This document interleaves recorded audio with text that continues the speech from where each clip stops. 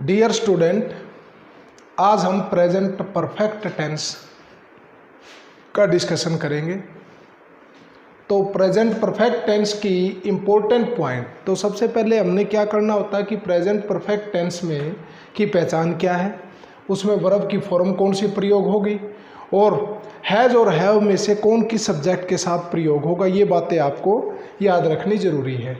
इसकी पहचान है चुका है, चुकी है, चुके हैं, क्योंकि ये क्या है, परफेक्ट एक्शन है। वह पत्र लिख चुका है यानी कार्य हो चुका है। और इसमें इंग्लिश में हैज़ हैव के साथ वर्ब की थर्ड फॉर्म आती तो इसका बन जाएगा he has written the letter, उसने पत्र लिख लिया है या लिख चुका है। अब आता है कि जो हैज़ का प्रयोग है हम उसके साथ सब्जेक्ट कौन से आएंगे, ही, सी, इट और सिंगुलर नाउन। सिंगुलर नाउन क्या होता है, एक वचन संज्ञा के साथ हम हैज़ का प्रयोग करेंगे। I, we, you, they plural noun के साथ हम हैव का प्रयोग करेंगे। और यह टेंस जो है परफेक्ट एक्शन को बताता है। ये बात आपने ध्यान में रखनी है कि ऐसा कार्य जो कंप्लीट हो चुका है और प्रेजेंट से जुड़ा हुआ, तो वहाँ हम प्रेजेंट परफेक्ट टेंस का प्रयोग करेंगे। इसका जो फर्स्ट रूल्स है, to express an action which has just completed, हम किसी ऐसे कार्य का वर्णन करने के लिए इसका प्रयोग करते हैं जो अभी हाल में ही पूरा हुआ है। और दूसरा, उसके अंदर आपको जब भी आप टेंस रूल्स करेंगे और आपके सामने सेंटेंसेस आएंगे तो कुछ चीज़ें हैं जो रिमेम्बरेबल हैं। उनमें आप ये ध्यान रखो कि just, just now, never, yet, as yet, so far और एवर, ऑलरेडी, ये आपको किसी भी वाक्य में यदि मिलते हैं तो वहाँ हम इस टेंस का प्रयोग करेंगे, यानी वहाँ हैज़ हैव के साथ वर्ब की थर्ड फॉर्म प्रयोग होगी।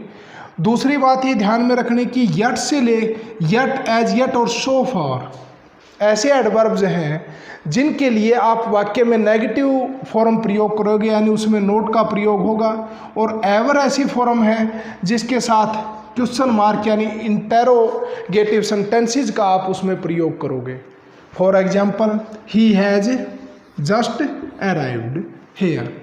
उसके बाद अगला है, they have not done their homework yet, have you ever been. तो ये जैसा आपने देखा कि एवर के साथ क्या आ जाएगा, इंटेरोगेटिव सेंटेंस के रूप में आएगा। Have you ever been to Agra, क्या कभी तुम आगरा गए हो।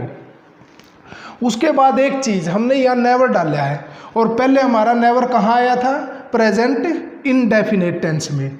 तो इसके लिए क्या बात आपने ध्यान में रखनी है, वो चीज़ आपको बता दूं कि जब प्रेजेंट परफेक्ट टेंस में हम नेवर का प्रयोग करेंगे तो यह हमें किसी ऐसे कंप्लीट एक्शन के बारे में बताएगा जो एक्शन पूरा नहीं हुआ है, जो एक्शन पूरा नहीं हुआ है, यानी कंप्लीटेड एक्टिविटी के विषय में बताएगा। For example, he has never seen the Taj, उसने कभी ताजमहल नहीं देखा है, उसने कभी ताज नहीं देखा। तो ये कंप्लीटेड एक्टिविटी है जो आज तक हुई नहीं है। दूसरे शब्दों में हम इसका उदाहरण नेवर का लेते हैं, ही नेवर टेल्स ए लाई, वो कभी झूठ नहीं बोलता है, ही नेवर टेल्स ए लाई, यानी ये किस में आ जाएगा, प्रेजेंट इनडेफिनेट टेंस में आएगा। ये किसको बताएगा, हैबिट को बताएगा। तो इस डिफरेंट को आपने यहाँ ध्यान में रखना है। दूसरा जो इसका प्रयोग है वो ये रहेगा कि कोई ऐसा एक्शन, ऐसा कार्य जो भूतकाल में, पास्ट में कंप्लीट हो चुका है लेकिन उसका असर अभी तक हमारे ऊपर है, यानी उसका पूर्ण होने के बावजूद। दूसरी बात ये रहती कि कोई ऐसा एक्शन जो पास्ट में पूरा हो चुका लेकिन जब हम उसका बाद में भी प्रयोग करते हैं तो वहाँ कंप्लीटनेस तो है लेकिन उसको पास्ट को दर्शाने वाला कोई फैक्ट उसमें नहीं दिया होता, तब हम इसी टेंस का उसमें प्रयोग करते हैं। For example, they have seen this film, उसने इस फिल्म को देख लिया है, चाहे वो 1 साल पहले हो, 1 दिन पहले हो, 2 दिन पहले हो। इसके साथ बिफोर भी प्रयोग किया जा सकता है कि वह यह फिल्म पहले ही देख चुका है। तो इस प्रकार से ये वो कार्य जो पास्ट में हुआ लेकिन उसका असर आज तक हमारे ऊपर है।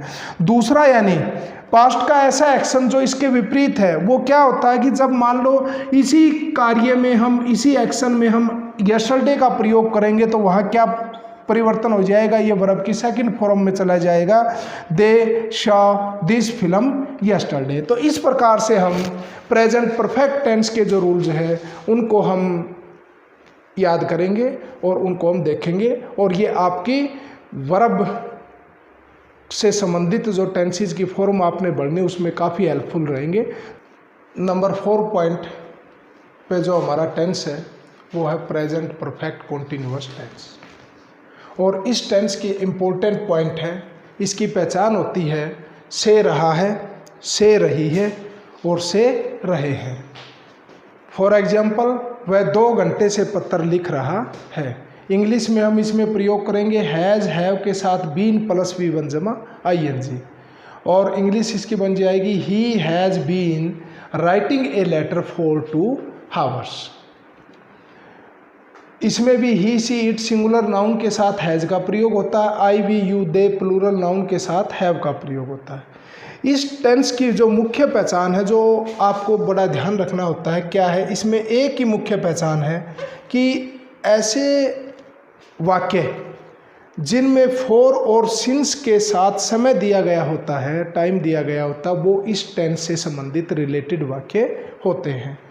फॉर का प्रयोग हम पीरियड ऑफ टाइम यानी अवधि वाला समय जो पीरियड में हो, जैसे फॉर 2 hours 2 घंटे से, फॉर 2 years, फॉर 2 months, इस तरह से जो एक अवधि को बताए। सिंस का मतलब होता है पॉइंट ऑफ टाइम, जिसको हम कहेंगे निश्चित समय, जैसे since 1985, since morning, since Monday. तो इस सिंस के साथ जो समय होगा, हम दूसरे शब्दों में हम कह सकते हैं कि वो पक्का समय होता है, यानी जो पक्का समय हो उसके साथ सिंस लगेगा, और जो कच्चा यानी पीरियड वाला समय हो, अवधि वाला, उसके साथ हम फॉर का प्रयोग करेंगे। अब रूल्स में इसमें आते हैं, इस टेंस में किसी ऐसे एक्शन को दर्शाया जाता है, कौन सा एक्शन, जो कार्य पास्ट से शुरू हुआ है, यानी जो कार्य पास्ट में से शुरू है और प्रेजेंट में भी वो जारी रहता है, ऐसा एक्शन जो है इस टेंस में आता है। और इस टेंस से रिलेटेड या संबंधित जो सेंटेंसेज है उनमें फॉर और सिंस के बाद समय अवश्य दिया हुआ मिलेगा। जैसे ये हमारा एग्जाम्पल है, सिंस 2010 और फॉर 5 years, और एग्जाम्पल है he has been living here since 2010, they have been reading in this school for 5 years। तो अब हमारे ये प्रेजेंट टेंस के जो चारों आपके टॉपिक्स हैं, चारों पॉइंट हैं, वो हमने क्लियर कर लिए हैं। पहले आपको ये बताया गया था कि इनमें कौन सी फॉर्म लगती है, और फिर आपको ये बताया गया था कि इनमें सेंटेंस स्ट्रक्चर किस प्रकार से होगा, और उसके बाद ये जो चारों भाग थे, पार्ट थे प्रेजेंट टेंस के, उनका हमने डिस्कशन किया है वीडियो के माध्यम से। तो आप इन रूल्स को अच्छी प्रकार से तैयार करें, वीडियो को देखें और इन रूल्स को यहाँ से अपनी कॉपी में लिखें, और इनके साथ दी गई जो एक्सरसाइज है उस एक्सरसाइज को स्वयं करने का प्रयास करें, और इनसे संबंधित कोई भी डिफ़िकल्टी आपको रहती है, आपकी बुक्स में कोई भी ऐसे सेंटेंसेस हैं जहां आपको प्रॉब्लम है, आप उन सेंटेंसेस को लिख के व्हाट्सएप के माध्यम से या कमेंट बॉक्स में डाल के उनका सॉल्यूशन आप पा सकते हैं। आप सब इस चैनल पर स्वागत है। डियर स्टूडेंट, आप अपने चैनल के वीडियोस को अच्छी प्रकार से देखें और उनसे जो प्रेजेंट समय में जो क्राइसिस है उस क्राइसिस से अपनी पढ़ाई को क्राइसिस मत होने दें, उनका लाभ उठाएं और ये कार्यक्रम जारी रखें। धन्यवाद।